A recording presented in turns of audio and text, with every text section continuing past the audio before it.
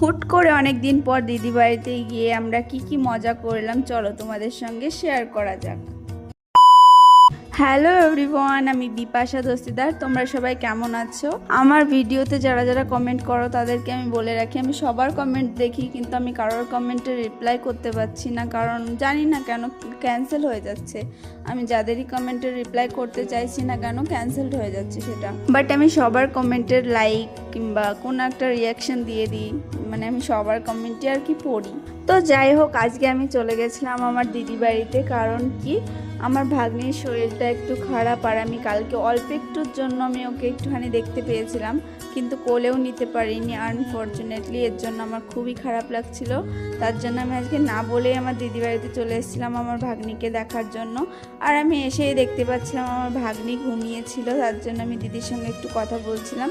আর আমি বাড়ি থেকে না কিচ্ছু খেয়ে আসিনি, ওদের বাড়িতে আসার সঙ্গে সঙ্গে আমাকে খেতে বসিয়ে দিল, কারণ কি আমার ভাগ্নির পক্স হয়েছে। এর জন্য আমাদের বাড়িতে রান্না করেছে মাছ, আর আমি মাছ খেতে পারবো না, কারণ আমার ভাগ্নির পক্স হয়েছে, আর পক্স হলে এসব খেতে নেই। এর জন্য আমি ভেবেছিলাম যে আমার দিদি বাড়িতে এসে একবারে খেয়ে নেব।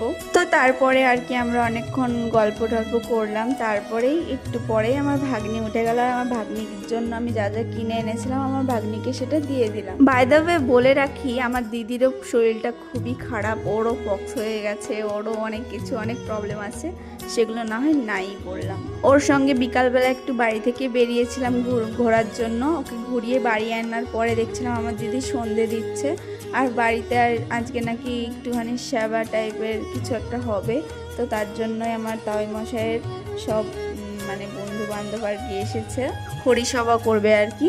তো যাই হোক, তারপরে আমার দিদি আমাকে দিয়ে আর কি মুড়ি মাখাচ্ছিল, আর আমি একটুখানি অ্যাক্টিং করে বলছিলাম আমি দিদি বাড়িতে এসেছি, তো আমাকে কত কাজ করতে হয় ভগবান। আর আমার মায়েমা বলছিল যে এই কেন ওকে দিয়ে কাজ করাচ্ছ তুমি, কিন্তু আমি বলছিলাম যে না, আমি এমনি মজা করে বলছি। তো যাই হোক, আমি একটুখানি নাকি ভালো মুড়ি মাখি এরকম তারিফ করছিল আমার। তো আমি চেষ্টা করছিলাম ভালো করে মাখার, আর এর মধ্যে কিন্তু পেঁয়াজ দেওয়া হয়নি, মানে লঙ্কা দিয়ে আর আদার্স কিছু দিয়ে মাখানো হয়েছে।